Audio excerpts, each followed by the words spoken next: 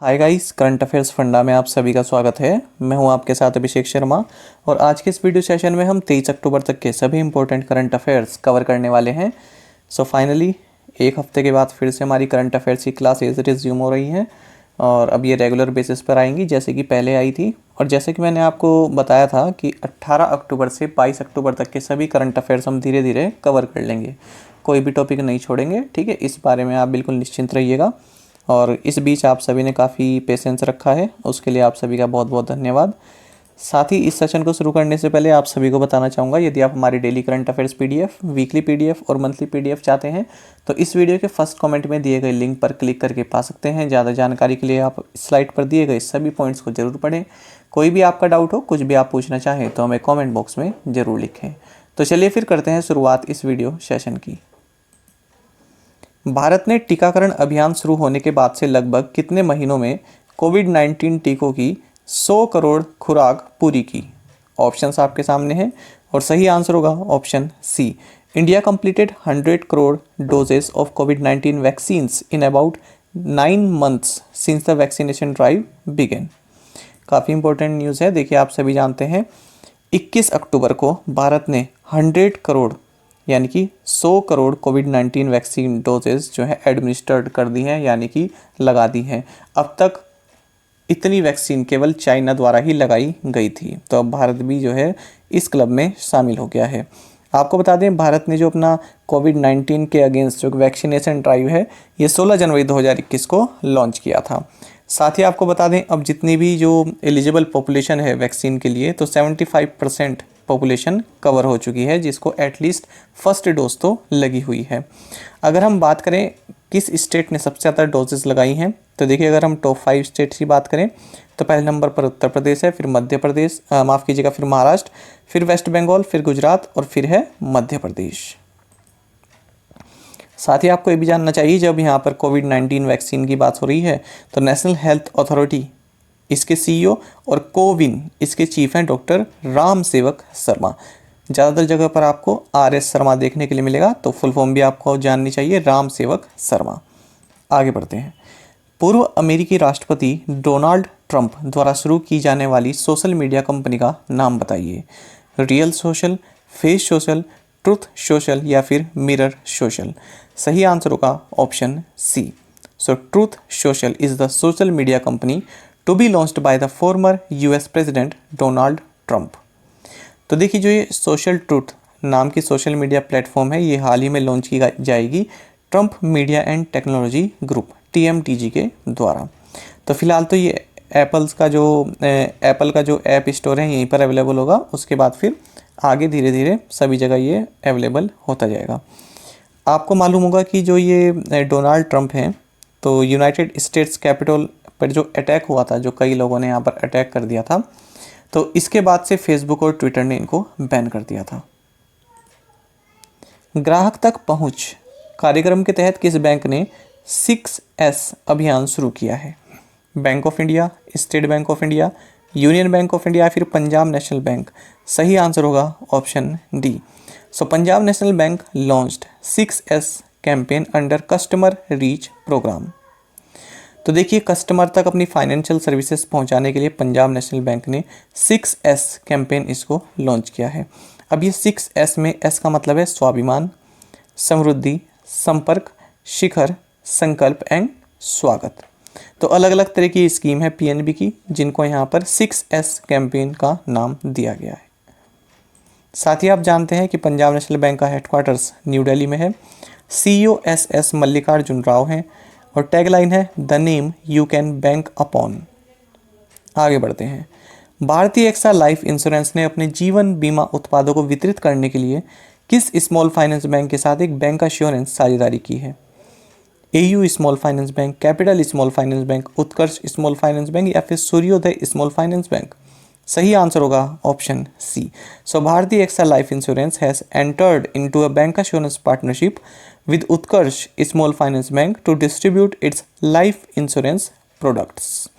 Bank assurance मैंने आपको बताया ही कि कोई भी जो इंश्योरेंस कंपनी है वो अपने प्रोडक्ट्स बेचने के लिए बैंक का सहारा लेती है, तो बैंक जो है उस इंश्योरेंस कंपनी के जो प्रोडक्ट्स हैं, जो पॉलिसी हैं, वो अपने कस्टमर्स को ऑफर करता है। बाकी आपको जानना चाहिए भारतीय एक्सा लाइफ इंश्योरेंस के MD एंड CEO पराग राजा हैं। हमको केवल इतना ही जानना है भारतीय एक्सा लाइफ इंश्योरेंस के बारे में। बाकी अगर हम उत्कर्ष स्मॉल फाइनेंस बैंक की बात करें तो MD and CEO Govind Singh हैं। हेडक्वार्टर्स वाराणसी उत्तर प्रदेश में है। टैगलाइन है आपकी उम्मीद का खाता। दूसरा भारत ब्रिटेन बहुपक्षीय संवाद किस शहर में आयोजित किया गया? सही आंसर होगा option A. So second India UK multilateral dialogue was held in London. तो देखिए लंदन में हाल ही में दूसरा इंडिया UK मल्टीलेटरल डायलॉग जो है ये हेल्ड हुआ है, यानी कि आयोजित किया गया है। अच्छा, यहाँ पर जो है COP26 के बारे में भी चर्चा की गई है।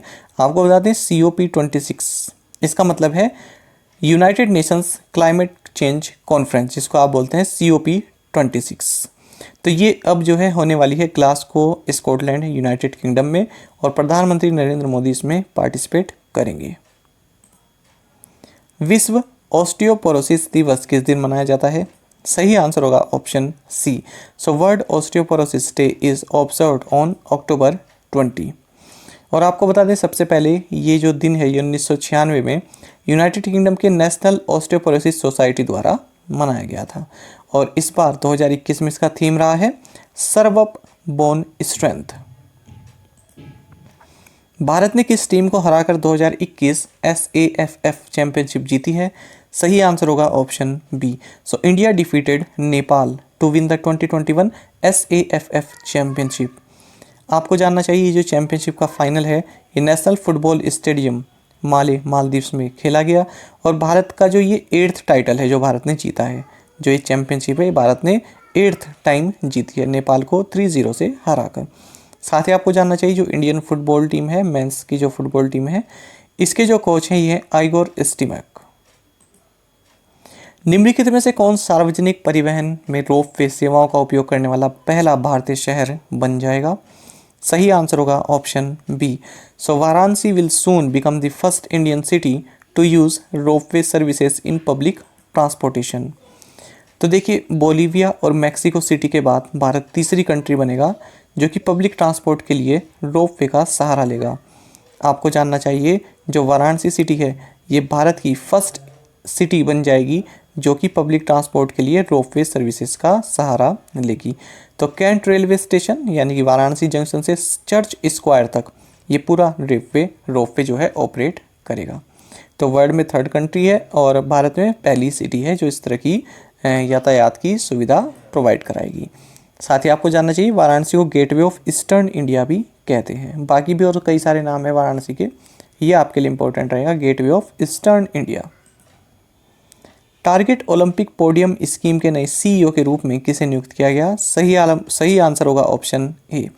सो PK Garg has been appointed as the new CEO of target Olympic podium scheme. तो देखिए sports authority of India SAI, इन्होंने पुष्पेंद्र कुमार गर्ग, ठीक है, यानी कि PK गर्ग, तो फुल फॉर्म भी आपको जाननी चाहिए, PK गर्ग को टारगेट ओलंपिक पोडियम स्कीम इसका चीफ एग्जीक्यूटिव ऑफिसर बनाया है, और ये राजेश राजगोपालन इनको रिप्लेस करेंगे। जो ये टॉप स्कीम है ये वही है कि जो प्लेयर्स हैं उनको अगर जैसे ओलंपिक में पार्टिसिपेट करना है, कोई जो भी बड़े बड़े इवेंट्स हैं, तो उनके लिए सभी तरह की फैसिलिटी इनको प्रोवाइड कराना, इनकी ट्रेनिंग के लिए जो भी आवश्यक चीज़ें हैं वो इनको प्रोवाइड कराना, ये है टारगेट ओलंपिक पोडियम स्कीम। आपको बता दें जो ये पुष्पेंद्र कुमार गर्ग हैं ये सेलर रहे हैं, सेलिंग जो इवेंट होता है स्पोर्ट्स, इसमें इन्होंने पार्टिसिपेट किया था और अर्जुन अवार्ड ये रहे हैं। साथ ही इनको मेजर ध्यानचंद खेल रत्न अवार्ड भी दिया जा चुका है। किस अंतरिक्ष एजेंसी ने बृहस्पति के ट्रोजन क्षुद्र ग्रहों का अध्ययन करने के लिए लूसी मिशन लॉन्च किया? सही आंसर होगा option B. So space agency NASA has launched Lucy mission to study Jupiter's Trojan asteroids. तो जुपिटर के जो ट्रोजन एस्टेरॉइड्स हैं इनका अध्ययन किया जाएगा नासा के लूसी मिशन के द्वारा। तो ये एटलस 5 रॉकेट द्वारा इसको लॉन्च किया गया है फ्लोरिडा से, ठीक है। तो ये जानेंगे आप जुपिटर से ये संबंधित है, और ये नासा का फर्स्ट ऐसा सिंगल स्पेसक्राफ्ट मिशन है जो कि इतने सारे एस्टेरॉइड्स को जो है एक्सप्लोर करेगा। नीति आयोग और निम्नलिखित में से किसने सतत शहरी प्लास्टिक अपशिष्ट प्रबंधन पर एक हैंडबुक लॉन्च करने के लिए भागीदारी की? सही आंसर होगा option B. So NITI Aayog and UNDP has partnered to launch a handbook on sustainable urban plastic waste management.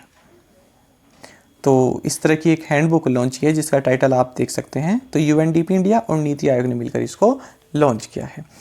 आपको बता दें इस रिपोर्ट में ये बताया गया है कि जो टोटल जो प्लास्टिक वेस्ट है उसका केवल 9% ही जो है रिसाइकल हो पाता है और जो 12% है ये बर्न एंड एनर्जी से रिकवर की जाती है और इसके बाद जो बाकी का बचा ये लैंड वाटर ओशन को पोल्यूट करता है। तो इस तरह की बात इस रिपोर्ट में बताई गई है।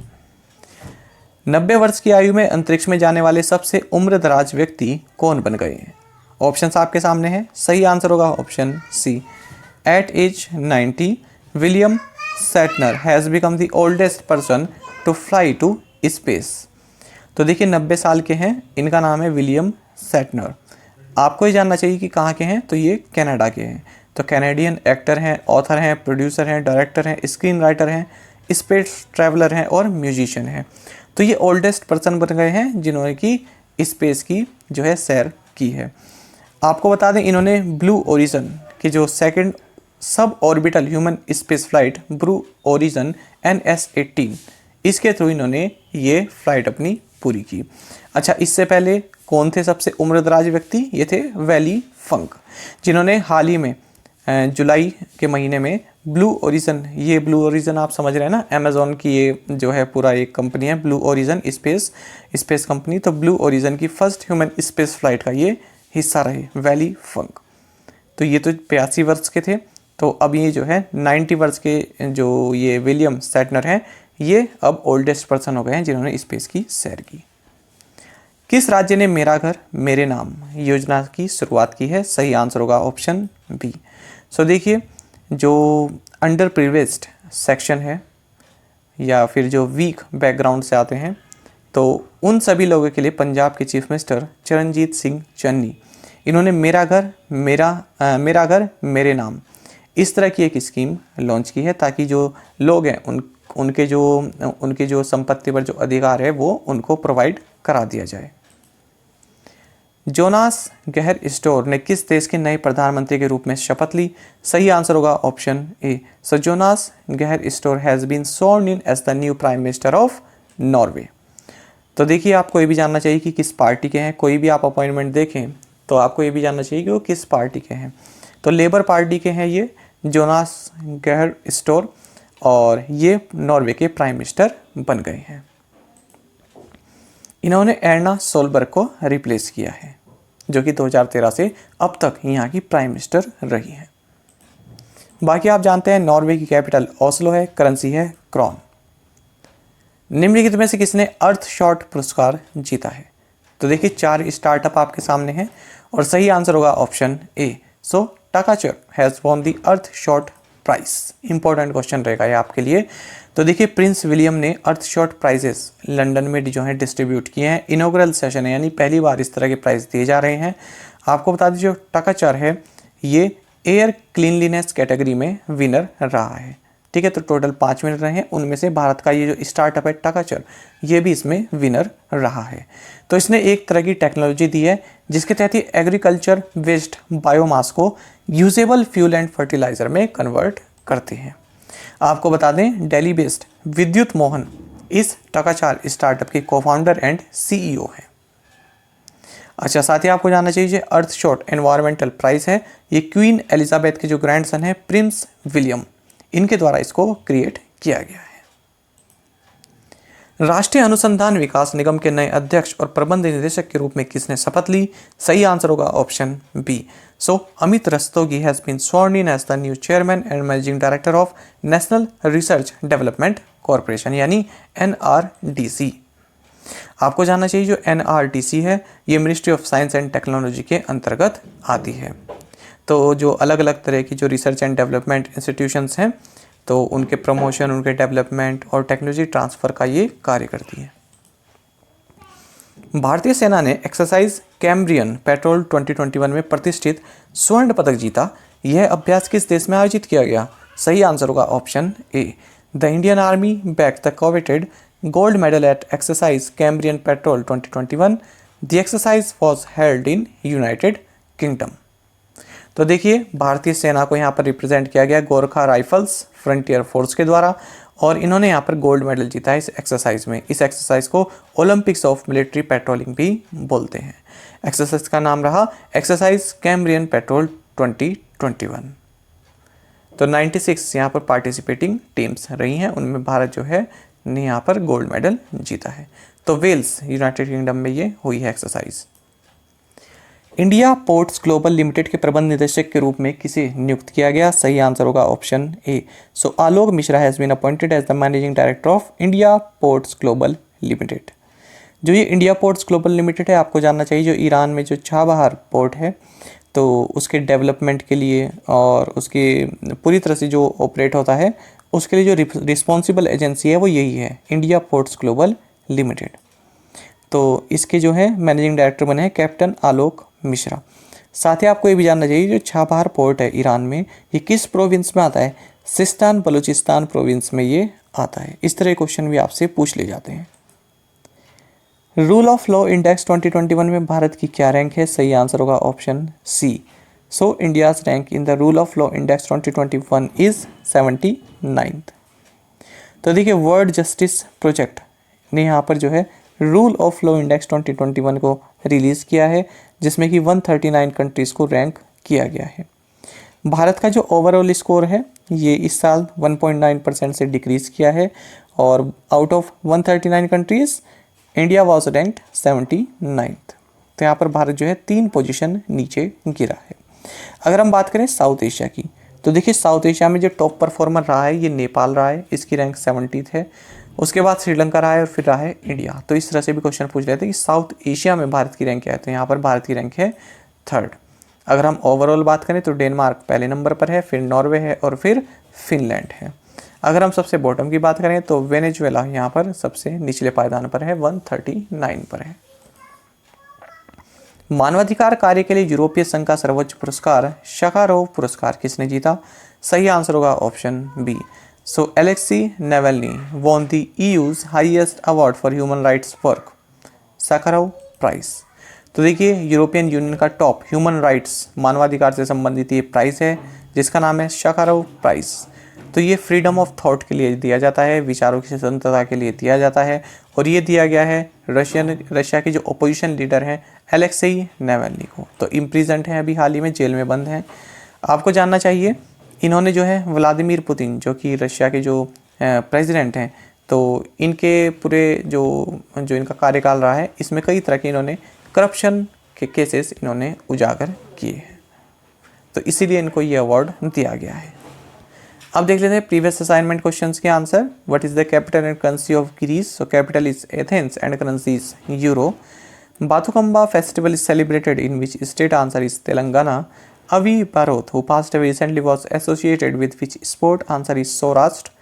ओह माफ़ कीजिएगा, क्रिकेट से संबंधित हैं और ये सौराष्ट्र के क्रिकेटर रहे हैं। Where is the central island agricultural research institute located? Answer is Port Blair, Andaman and Nicobar islands. Building peace in the minds of man and women is the slogan of which agency? Answer is UNESCO. और आप में से कई aspirants ने बिल्कुल सही answer दिया है, इसी तरह से आप पार्टिसिपेट करते रहिए। चलिए देख लेते हैं आज के असाइनमेंट क्वेश्चंस, और अगर आपको हमारा कंटेंट अच्छा लगता है तो आप वीडियो को लाइक और शेयर भी कर सकते हैं। Europa is a moon of which planet? What is the capital and currency of Bulgaria?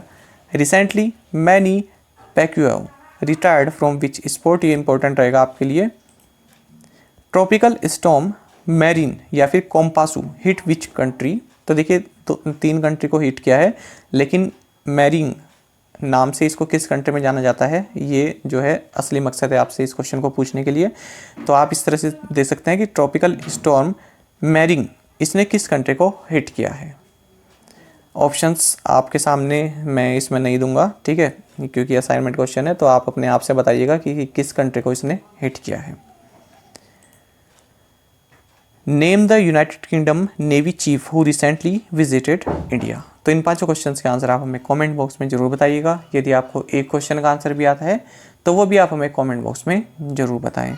साथ ही करंट अफेयर्स फंडा को आप टेलीग्राम पर भी ज्वाइन कर सकते हैं। यहाँ पर रेगुलर वीडियो अपडेट्स और करंट क्विज जैसा हम आप सभी के लिए डालते रहते हैं। साथ ही डिस्कशन ग्रुप में आप किसी भी क्वेश्चन का सोल्यूशन पा सकते हैं। दोस्तों, यहाँ पर हमारे करंट अफेयर्स की प्लेलिस्ट दी गई है, इसको आप जरूर देखें अपने दोस्तों के साथ और अपने फेलो एस्पिरेंट्स के साथ हमारे करंट अफेयर्स को शेयर जरूर करें। आज का ये सेशन आपको कैसा लगा हमें कमेंट बॉक्स में जरूर बताइएगा। Thank you guys.